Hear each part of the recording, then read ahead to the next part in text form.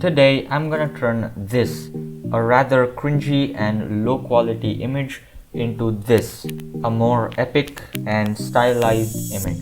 Without using Photoshop, by the way. I'm gonna use GIMP for this. Hello there. Let's say you decided to take a cinematic shot of yourself. First of all, I need to create a background for my image because clearly the background which I have in this image doesn't look good at all. Creating a background for my image needs a bit of work. All you have to do is consider the angle at which you have taken your cinematic shot. In my case, I have taken it from the bottom right, facing towards me, and then I would probably be looking down. And that is the angle at which I took my cinematic shot. The second thing you need to have a look at is the light source. In my case, the light source is coming from my left side. And so the background which I am gonna consider should also have the light source coming from the left side. So in my case, I went with a Blender file. I came across this Blender file right here, which really looks considerably good, and then it also had the neon style which I wanted. I decided to go with it. For the background, I need the camera position to be facing upwards so that I can add my cinematic shot and it looks natural. With that said, I went ahead, did exactly that, and then finally rendered this image. That is my background, not as cringy as this video camera quality. Okay, I need to stop saying that. Now, once I have the background done, I have the foreground done. And for that, let's dive into GIMP. And if you are enjoying this video, subscribing to the channel would be awesome and you won't regret it. Trust me. Okay, let's continue.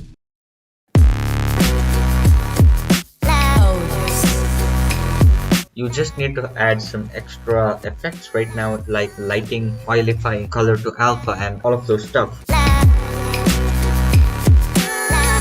And actually, apart from that, you need to make sure that the foreground looks colorful enough with the background, and then it matches with the background. So the way you do that, first of all, is making sure that the background is correct.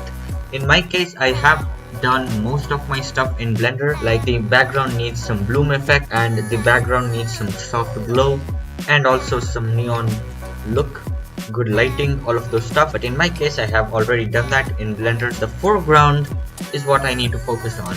You see, the lighting is good because the background light is coming from the same direction as the foreground.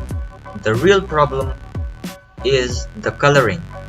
Although that the light is coming from the same place and the same angle, the colors don't match up really well, of course.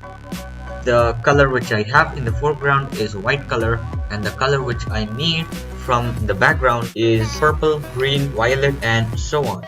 And one major way I can achieve that is through saturation. Go ahead and then decrease the saturation completely, almost completely. And once you have decreased the saturation, go ahead and then add a layer on top of it. And then if you're using GIMP, go ahead and then set the mood to overlay. And once you have the layer set to overlay, just get started selecting the foreground and then start coloring it. Of course, make sure that the coloring, the gradient, and all of those stuff is fine. And then just get started with coloring the overlay. You will notice that the lighting and the coloring has become... You have color to alpha. You still have that. Color to alpha is one of those final touch-ups which you probably want to have.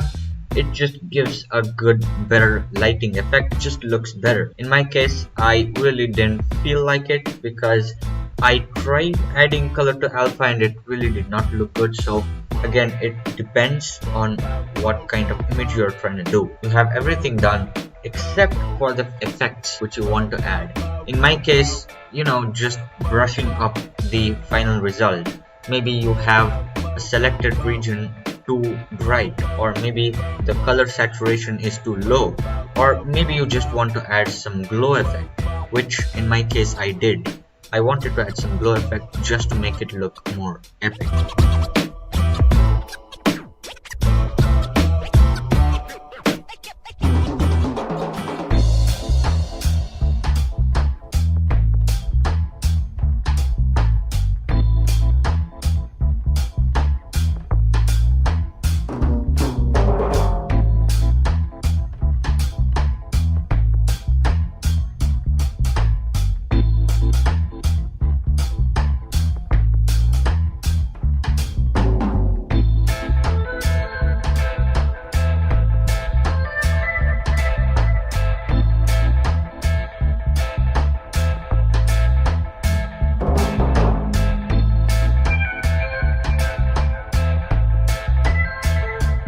So once you have all of those done, you now have one last thing to do, and that is, of course, eyes. You see, if you have taken a picture of, let's say, a person, the first thing a person looks at when he or she sees the image is the eyes, because basically the eyes are. And in my case, in the shot which I had taken, the light had completely faded my eyes and the eyes were too dark to be even noticed. And that's when I decided I need to make the eyes look more attractive. And that small change in my image changed the complete overall image in a slight way and then just made it look good.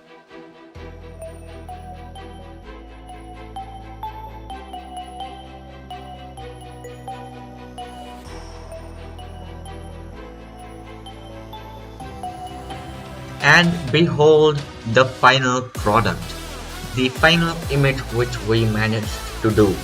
I have to say this was not the best Photoshop I have ever done, but it was certainly not the worst Photoshop I have ever done. The foreground was basically connected with the background. It was not so bad. That's about it in this video. I hope you enjoyed. I'll meet you in the next video. Goodbye.